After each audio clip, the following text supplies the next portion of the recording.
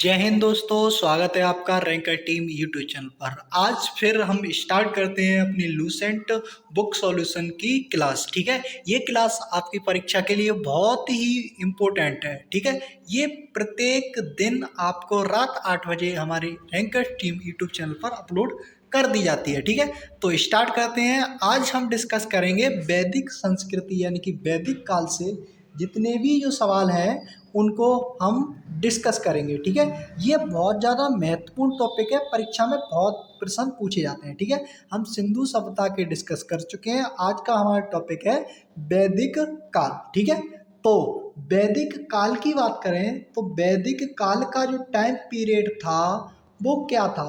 1500 ईसा पूर्व से 600 ईसा पूर्व तक। ठीक है, ये टाइम पीरियड ध्यान रखना है। ठीक है, याद रखना है। और ज़्यादा से ज़्यादा वीडियो को शेयर करें और वीडियो को लाइक करें, चैनल को सब्सक्राइब करें। ठीक है, तो प्रश्न की ओर चलते हैं। क्लास का पहला प्रश्न है कि पूर्व वैदिक या ऋग्वैदिक संस्कृति का काल किसे माना जाता है, यानी कि टाइम पीरियड क्या था? तो टाइम पीरियड क्या हो जाएगा इसका? ये कितना था? ये था हमारा 1500 ईसा पूर्व से 1000 ईसा पूर्व। वैदिक काल दो भागों में विभाजित था, एक था पूर्व वैदिक काल और एक था उत्तर वैदिक काल। ठीक है, तो 1500 ये टोटल टाइम पीरियड दे रखा है। तो पूर्व की बात करें तो ये हो जाएगा 1500 ईसा पूर्व से 1000 ईसा पूर्व तक। ठीक है, पूर्व वैदिक काल या ऋग्वैदिक काल का टाइम पीरियड रहा था। ठीक है, याद रखना है, टाइम पीरियड काफी बार परीक्षा में पूछा जाता है। ठीक है, अब आगे चलते हैं। अगला प्रश्न कहता है कि उत्तर वैदिक संस्कृति का काल किसे माना जाता है, यानी कि उत्तर वैदिक संस्कृति का कौन सा काल था, यानी किस टाइम पीरियड क्या था? तो टाइम पीरियड की बात करें तो ये क्या, जब पूर्व वैदिक काल खत्म हुआ होगा तभी तो स्टार्ट होगा उत्तर वैदिक। तो उत्तर वैदिक जब पूर्व वैदिक 1000 पर खत्म हुआ तो 1000 से स्टार्ट होना चाहिए। 1000 ईसा पूर्व से 600 ईसा पूर्व तक उत्तर वैदिक काल रहा था। ठीक है, ये दो प्रश्न बहुत ज़्यादा इम्पोर्टेंट है। ठीक है, याद रखने हैं। ठीक है, अगले प्रश्न की ओर चलते हैं। अगले प्रश्न की ओर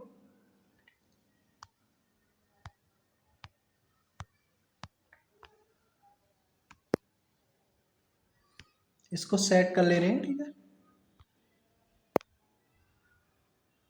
हाँ, अगला प्रश्न कहता है आर्य शब्द का शाब्दिक अर्थ क्या है, यानी कि आर्य शब्द का अर्थ क्या है? कहने का मतलब यह है, तो आर्य शब्द का अर्थ क्या हो जाता है? श्रेष्ठ और कुलीन, यानी कि जो लोग श्रेष्ठ होते हैं और कुलीन होते हैं तो उनको क्या बोला जाता था? आर्य बोला जाता था। ठीक है, अगला प्रश्न कहता है, प्रश्न नंबर 4, प्रारंभिक आर्यों के बारे में निम्न कथनों में से कौन सा कथन सही नहीं है? ये सही नहीं की बात कर रहा है, यानी कौन सा रॉन्ग है? वे संस्कृत बोलने वाले थे, सही बात है भैया, वैदिक काल में संस्कृत बोली जाती थी। ठीक है, अब वे कई झुंडों में भारत पहुंचे। हाँ भैया, वे कई झुंडों में भारत आए थे, यानी कि बहुत काफिला आया था भारत में, ये भारत के रहने वाले नहीं थे। ठीक है, वे मुख्यतः नगरों में निवास करते थे। हाँ भैया, वे नगरों में निवास करते थे। ठीक है, लेकिन वे घोड़सवारी नहीं करते थे। ऑप्शन सॉरी यहाँ वे घोड़सवारी करते थे। हाँ भैया, करते थे, लेकिन वे नगरों में नहीं रहते थे, क्योंकि वैदिक जो सभ्यता थी हमारी कैसी थी? ग्रामीण थी। कैसी थी? ग्रामीण। सही है। और नगरीय की बात करें तो नगरीय कौन सी थी? नगरीय सभ्यता कौन सी थी? सिंधु सभ्यता। तो ऑप्शन डी इसका सही जवाब हो जाएगा। ठीक है, अब अगले प्रश्न की ओर चलते हैं। अगला प्रश्न कहता है, कि इनमें से किस फसल का ज्ञान वैदिक काल के लोगों को नहीं था? तो क्या जौ का नहीं था? ठीक है, क्या गेहूं का नहीं था? क्या चावल का नहीं था? क्या तंबाकू का नहीं था? तो आप बोलोगे भैया तंबाकू का ज्ञान नहीं था, जौ का भी था, गेहूं का भी था और चावल का भी था। वैदिक काल में तंबाकू का ज्ञान नहीं था। तंबाकू कहाँ आई? जब हमारे देश में मॉडर्न हिस्ट्री में क्या आते हैं? पुर्तगाली आते हैं, तो पुर्तगाली क्या लेके आए थे? तम्बाकू लेके आए थे, आलू की खेती लेके आए थे और प्रिंटिंग प्रेस। ऐसी बहुत सारी जो हमारी भारत में आई हैं, पुर्तगाल की देन है, वो हम मॉडर्न हिस्ट्री में जानेंगे। तो तम्बाकू कहाँ से आई थी? पुर्तगाल लेके आए थे। ठीक है, अगला प्रश्न की ओर चलते हैं। अगला प्रश्न कहता है, उत्तर वैदिक काल में वेद विरोधी और ब्राह्मण विरोधी धार्मिक अध्यापकों को किस नाम से जाना जाता था? तो जो किस नाम से जाना जाता था बताएंगे। तो इसका श्रवण बोलते थे।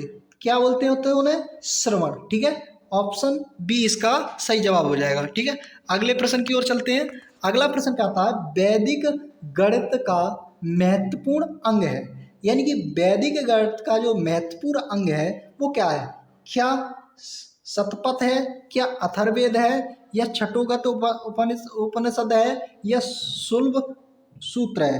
तो इसका सही जवाब हो जाएगा ऑप्शन सी। सही है, शुल्ब सूत्र। सही है, शुल्ब सूत्र। अथर्ववेद में क्या है? अथर्ववेद में भैया जादू टोने, कर्म कांड आदि की चर्चा की गई है। सही है, आगे अगले प्रश्न की ओर चलते हैं। सही है, अगला प्रश्न की ओर चलते हैं। अगला प्रश्न कहता है, प्रश्न नंबर 8, किस वेद में प्राचीन वैदिक युग की संस्कृति के बारे में सूचना दी गई? तो किस वेद में प्राचीन युग की संस्कृति के बारे में चर्चा की गई है? तो इसका सही जवाब हो जाता है भैया ऋग्वेद, क्योंकि ऋग्वेद जो है वो सबसे पुराना वेद है। ठीक है, तो इसी में हमें प्राचीन संस्कृति के बारे में जानकारी मिलती है। अब बात करें अगले प्रश्न की ओर। तो अगला प्रश्न कहता है, निम्नलिखित में से उत्तर वैदिक काल में लिखे गए ग्रंथों का सही क्रम क्या है? तो पहले क्या लिखे गए भैया? पहले लिखे गए वेद, फिर उसके बाद क्या है? ब्राह्मण, उसके बाद क्या है? अपभ्रंश, और उसके बाद आए उपनिषद। ठीक है, यानी कि ऑप्शन ए सही इसका जवाब हो जाता है। ये वेद के बाद उपनिषद कैसा आ गया? गलत बात है। वेद के बाद क्या आ गया? आर्यण का आ गया? गलत बात है। उपनिषद तो पहले आई नहीं थी, सबसे पहले भैया वेद लिखे गए। ठीक है, वेद के बाद क्या हुआ? ब्राह्मण वेद। वेद क्या होते हैं? वेद होते हैं एक तो हमारे कितने वेद होते हैं? 4 वेद होते हैं, ऋग्वेद, यजुर्वेद, अथर्ववेद और सामवेद। और वेदों को पढ़ने के लिए, यानी कि वेदों को पढ़ने के लिए सहायता प्रदान करते हैं ब्राह्मण वेद, और ब्राह्मण ग्रंथों को पढ़ने के लिए सहायता करते हैं आर्यकण ग्रंथ, और इन सब को पढ़ने के लिए सहायता करते हैं उपनिषद। सही है, आगे प्रश्न की ओर चलते हैं। वेदों की कुल कितनी संख्या है? तो मैंने बताया था कितने वेद हैं? 4 वेद हैं। कौन कौन से हैं? ऋग्वेद, अथर्ववेद, सामवेद और यजुर्वेद। ठीक है, आगे प्रश्न की चलते हैं। कौन से 3 वेद संयुक्त रूप से तैत्रीय और देवतैत्रीय कहलाते हैं? तैत्रीय और देवतैत्रीय कौन कौन से वेद कहलाते हैं? तो इसका सही जवाब हो जाएगा ऋग्वेद और यजुर्वेद और सामवेद, क्योंकि ये जो है वो सबसे पुराने वेद है। सबसे पुराना वेद कौन सा है? ऋग्वेद। लेकिन ये अथर्ववेद है, ये भैया बाद में लिखा गया था। ठीक है, तो इसमें भी अथर्ववेद है, ये तो भैया बाद में लिखा गया था, वेद त्रयी में नहीं आता, ये भी इसमें अथर्ववेद है। तो अथर्ववेद सबसे लास्ट में लिखा गया था, इसीलिए त्रयी और त्रिवेदी में कौन सा आता है? ऋग्वेद, यजुर्वेद और सामवेद। ऋग्वेद में क्या है? हमारे 1028 सूत हैं। ठीक है, 1028 सूत हैं। ठीक है, और यजुर्वेद में क्या है? युद्ध के संपन्न कराने की प्रक्रिया है और यज्ञ के संपन्न कराने की प्रक्रिया है। और सामवेद में क्या है भैया? सामवेद में है संगीत के बारे में जानकारी मिलती है। ठीक है, अगले प्रश्न और डिटेल में आगे चर्चा करेंगे प्रश्न के अकॉर्डिंग। ठीक है, अब भारत में राज चिन्ह में प्रयोग होने वाले शब्द सतमें जयते किस उपनिषद से लिया गया है? तो किस उपनिषद से लिया गया है? ये लिया गया है मुंडको उपनिषद से। ठीक है, ऑप्शन नंबर ए सही इसका जवाब हो जाता है। कौन से लिया गया? मुंडको उपनिषद से। ठीक है, अगले प्रश्न की ओर चलते हैं। ऋग्वैदिक आर्यों का मुख्य व्यवसाय क्या था? ऋग्वेद में जो आर्य थे वो कौन सा व्यवसाय करते थे? तो उनका व्यवसाय क्या था? पशुपालन था भैया, पशु को पालते थे और गौ को एक श्रेष्ठ पशु के श्रेणी में रखते थे। ठीक है, अगले प्रश्न की ओर चलते हैं। भारतीय संगीत का आदि ग्रंथ कहा जाता है? तो मैंने बताया था संगीत किस में आता है, सामवेद में, ठीक है। ऋग्वेद में क्या आता है, हमारी जो श्लोक हैं वो है, और उपनिषद क्या होते हैं, ऋग्वेदों को पढ़ने के लिए हमें सहायता प्रदान करते हैं। यजुर्वेद में क्या होता है, यज्ञ और युद्ध की नीतियों के बारे में दर्शाया गया है, ठीक है। तो इसका सही जवाब कौन सा हो जाएगा, सामवेद, ठीक है। अब बात करें अगले प्रश्न की ओर। प्रथम विधि निर्माता कौन है, यानी कि प्रथम विधि निर्माता कौन है? तो प्रथम विधि निर्माता के नाम से कौन जाने जाते हैं, तो मनु जाने जाते हैं। इन्होंने क्या लिखी थी, मनु स्मृति नाम की एक पुस्तक लिखी थी, ठीक है। अब अगले प्रश्न की ओर चलते हैं। कृष्ण भक्ति का प्रथम और प्रधान ग्रंथ क्या है? तो कृष्ण भक्ति का प्रथम और प्रधान ग्रंथ कौन सा था, श्रीमद् भगवत गीता, ठीक है। जो प्रथम ग्रंथ था वो क्या था, गीता था, ठीक है, श्रीमद् भगवत गीता। अगले प्रश्न की ओर चलते हैं। ऋग्वेद में संपत्ति का मुख्य रूप क्या था? ऋग्वेद में जो संपत्ति के मुख्य रूप थे वो क्या क्या थे? तो इसका ऑप्शन सही हो जाता है गोधन, यानी कि गोधन जो था वो संपत्ति का प्रमुख रूप था, ठीक है। अगली बात, गोधन किसे बोलते हैं, गाय के लिए बोला जाता है, ठीक है। अब बात करते हैं ऋग्वेद के किस मंडल में शूद्र का उल्लेख पहली बार मिलता है? तो ऋग्वेद के कौन से मंडल में मिलता है भैया, 8वें वेद में, वो 10वें वेद में। ऑप्शन डी इसका सही जवाब हो जाएगा, ठीक है। अगले प्रश्न की ओर चलते हैं। अगले प्रश्न की ओर चलेंगे हम।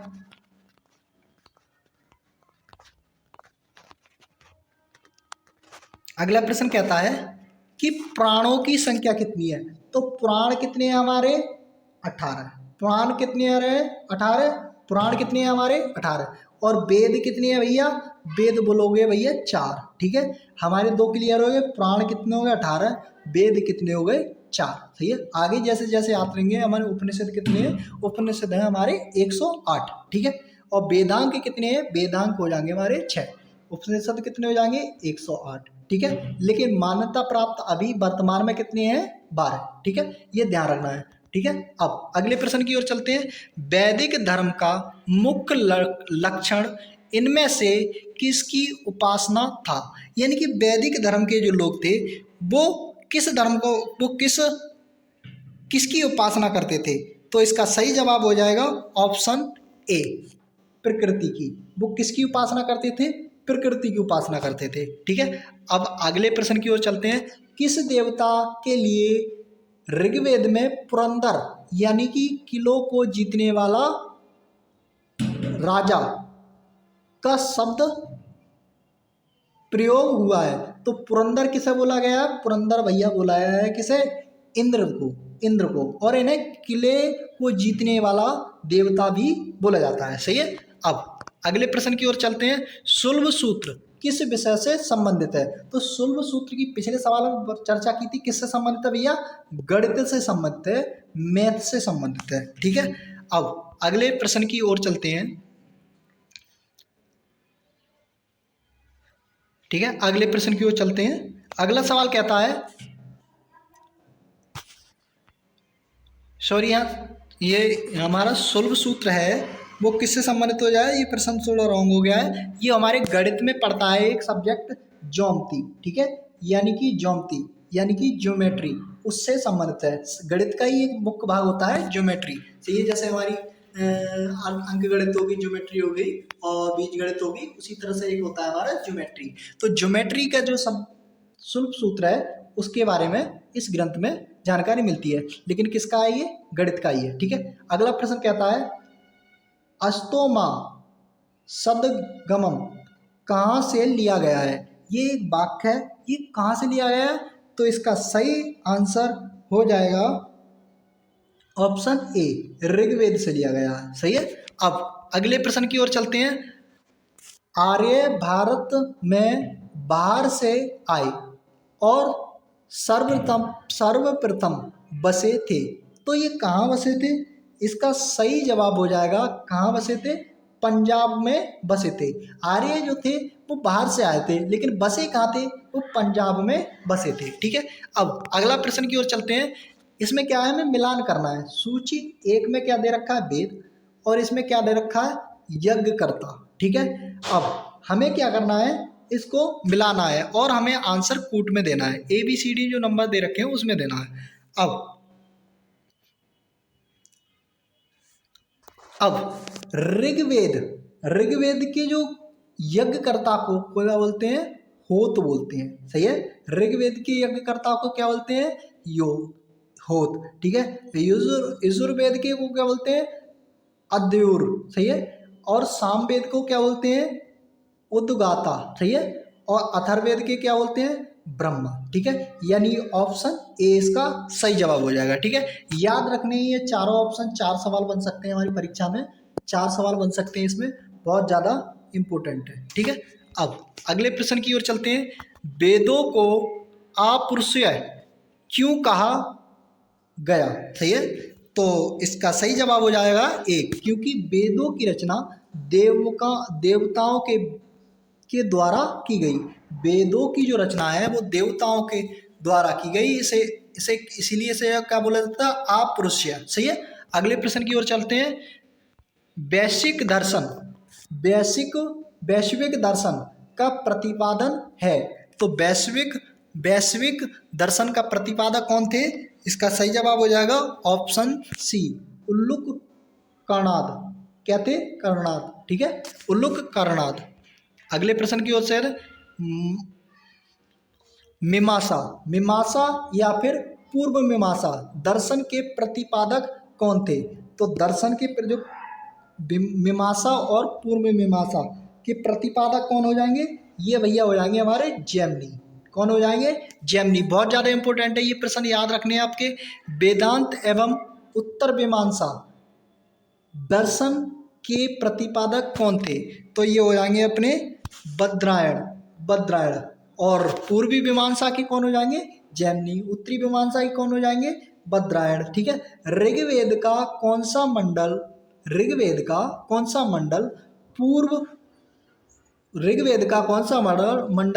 पूर्णतया सोम को समर्पित है, यानी कि सोम देवता है, उनको कौन सा मंडल पूर्णतया समर्पित है। तो कौन सा मंडल है, नमा मंडल। और 10वें मंडल में किसकी बात की गई है, पुरुष सूक्त और शूद्र शब्द की प्रयोग किया गया है। ठीक है, ये आज के 30 महत्वपूर्ण प्रश्न हमने डिस्कस किए हैं लूसेंट बुक के। अब हम नेक्स्ट क्लास में स्टार्ट करेंगे 31 नंबर सवाल से आगे की चर्चा करेंगे नेक्स्ट क्लास में। ठीक है, और इसी तरह से हमारी क्लास में बने रहें और चैनल को सब्सक्राइब करें और वीडियो को लाइक करें। तो मिलते हैं नेक्स्ट वीडियो में, तब तक के लिए जय हिंद।